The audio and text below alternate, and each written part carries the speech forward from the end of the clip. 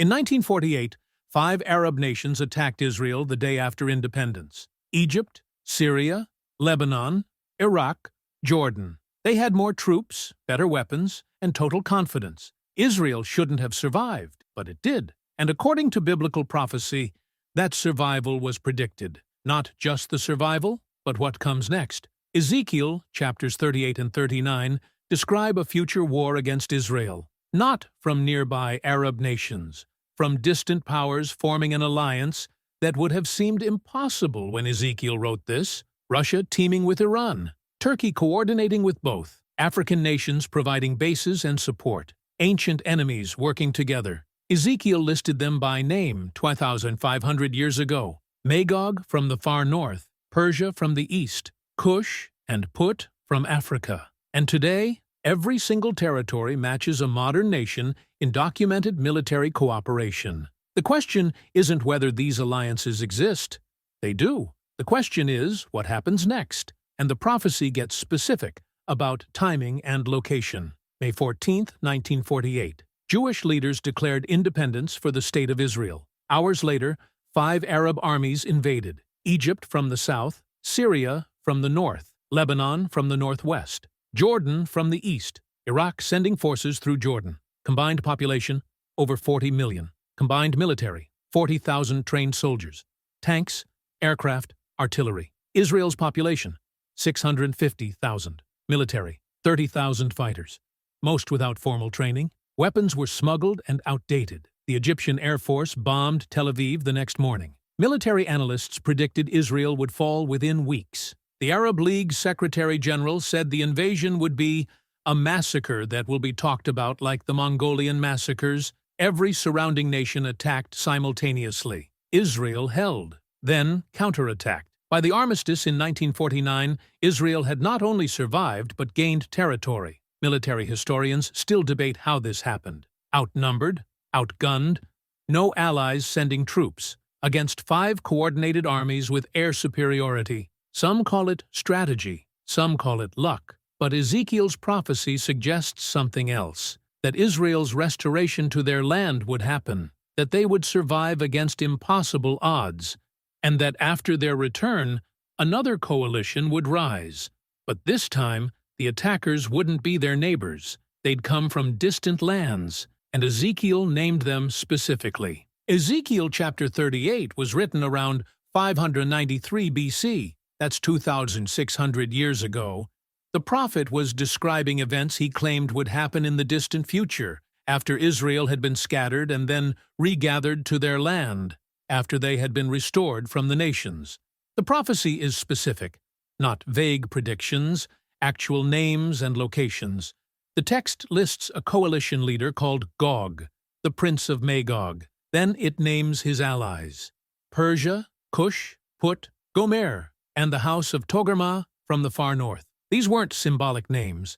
They were real places in Ezekiel's time, known territories, identifiable regions. For centuries, scholars studied these names but couldn't see modern relevance. The ancient kingdoms had fallen, borders had changed, names had evolved, but the geographic locations remained the same. When researchers mapped where these ancient territories actually were, something emerged: Magog, the land north of the Black Sea, today called Russia; Persia, the empire that covered modern Iran; Kush, the region of ancient Sudan; Put, the area of Libya; Gomer and Togarmah, parts of modern Turkey. 5 ancient names, 5 modern nations, and every single one has declared hostility toward Israel. Ezekiel describes Magog as the land in the far north. From Israel's perspective, directly north beyond the Black Sea sits Russia. The prophecy calls Magog's leader Gog, prince of Rosh, Meshech,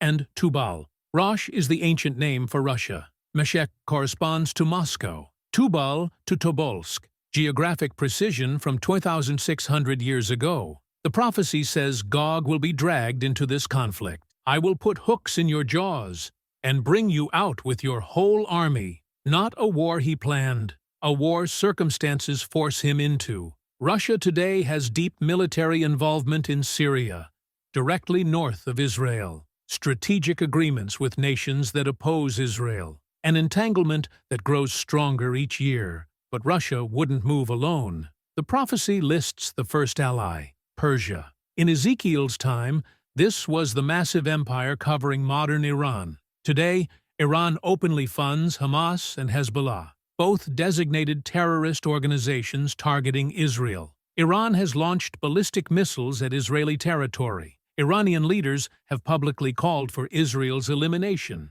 Here's what makes this chilling. In ancient times, Persia and Magog were enemies. They fought wars, built walls against each other. The idea of them as allies would have seemed absurd to anyone in Ezekiel's era. Yet today, Russia and Iran have formalized military cooperation, joint naval exercises, arms deals worth billions, technology sharing, strategic coordination in Syria. Two ancient enemies now unified, but three more nations complete the coalition. Kush. Ancient texts place this in the region of modern Sudan. Sudan's relationship with Israel has been hostile for decades. Recently, Sudan granted Russia permission to establish a naval base on its Red Sea coast, a strategic position near critical shipping lanes.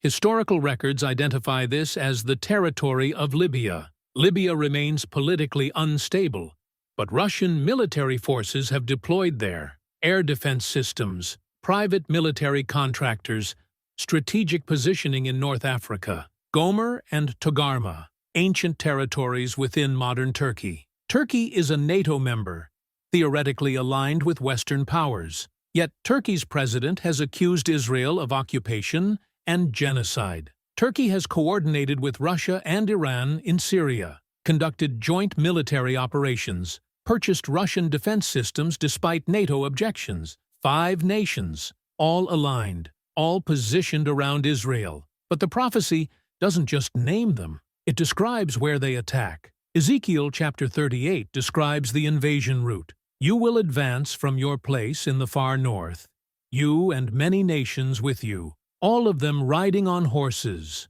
a great horde, a mighty army. The direction is specific, from the north, toward the mountains of Israel. Look at a map. North of Israel sits Syria. Beyond Syria sits Turkey. Beyond Turkey sits Russia. The invasion corridor runs directly through territory where Russian, Iranian, and Turkish forces currently operate. Military cooperation zones, coordinated presence, the exact pathway Ezekiel described. The mountains of Israel refer to the high terrain of northern Israel, today called the Golan Heights. Israel captured this territory from Syria in 1967, and it remains one of the most militarized borders in the region. Strategic high ground, artillery range into multiple nations, control of water resources. The prophecy describes the invading force as covering the land like a cloud, overwhelming numbers, multiple nations unified, advancing with total confidence of victory. But then the prophecy shifts.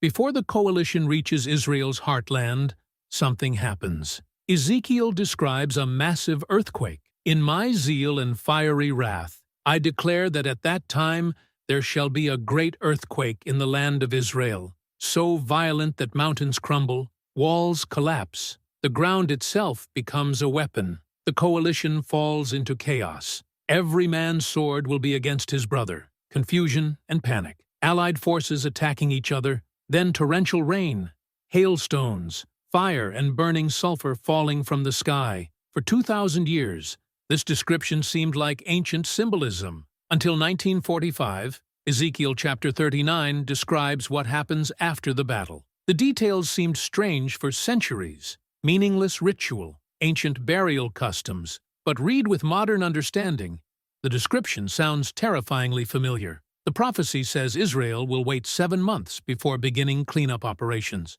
7 months, not immediate burial, a waiting period. Then, 2 specialized teams deploy. The first team searches the land and marks locations. The second team collects and transports remains to a designated burial site, a valley east of the Dead Sea. Modern nuclear decontamination follows similar protocols. Waiting periods for radiation levels to decrease.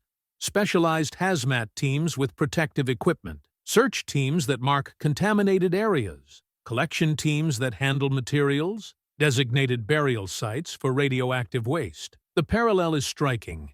Ezekiel had no concept of radiation, no understanding of atomic weapons, yet he described procedures that match modern nuclear protocols. The prophecy includes another detail. Ezekiel 39 states that God will send fire on Magog and on those who live safely in the coastlands. Not just fire on the battlefield, fire on Magog itself, Russia, and fire on distant coastlands, nations far from the conflict who felt secure, safe from the war. Some scholars interpret this as describing a global nuclear exchange, not contained to the Middle East, reaching distant nations, affecting populations who thought themselves beyond the war's reach. This interpretation isn't confirmed, it's a theory. But consider what Ezekiel had available to describe what he saw. No words for radiation, no concept of atomic weapons, no understanding of fallout or contamination. He used the only language available: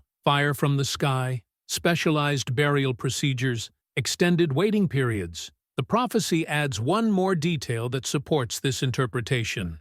It says, the weapons left on the battlefield will provide fuel for Israel for 7 years. Advanced weapons with energy potential lasting 7 years. But this prophecy affects more than just Israel. The alliances Ezekiel described didn't exist 50 years ago. Russia and Iran were on opposite sides of geopolitical divides. Turkey was firmly Western-aligned. Sudan and Libya had no Russian military presence. These coalitions seemed impossible. Today, they're documented fact. Russia and Iran signed a 20-year strategic partnership in 2021. Military cooperation agreements, joint exercises, technology transfers. Turkey purchased Russian S-400 defense systems despite being a NATO member. Sudan approved a Russian naval base agreement in 2020. Libya hosts Russian military contractors and equipment. Every alliance Ezekiel predicted has formed. But notice what's absent from the prophecy. Egypt isn't listed. Jordan isn't mentioned. Saudi Arabia doesn't appear. The nations that attacked Israel in 1948 aren't in Ezekiel's coalition. Some of these countries have since normalized relations with Israel. Peace agreements, diplomatic recognition, trade relationships. Ezekiel saw beyond his time, past the immediate neighbors, to distant powers that would one day align against Israel. Whether viewed as prophecy or geopolitical pattern, these alignments are verifiable, present, forming. The spiritual interpretation connects this war to larger end-times events, a turning point, a catalyst. The prophecy suggests this conflict precedes the emergence of a global leader who makes a covenant with Israel. A 7-year agreement that begins what biblical texts call the tribulation. But there's something the prophecy doesn't mention. One massive detail that prophecy scholars debate intensely. The prophecy names Russia, Iran, Turkey, Sudan, and Libya, 5 nations in the coalition. 5 nations that will be destroyed when they advance on Israel. But the largest military power on earth isn't mentioned anywhere in Ezekiel 38 or 39. America doesn't appear. 3,000 miles from Israel, the most powerful military in human history, yet absent from the prophecy entirely. According to scholars who study these texts, there's a reason America isn't listed. And that reason explains what happens before this coalition ever forms.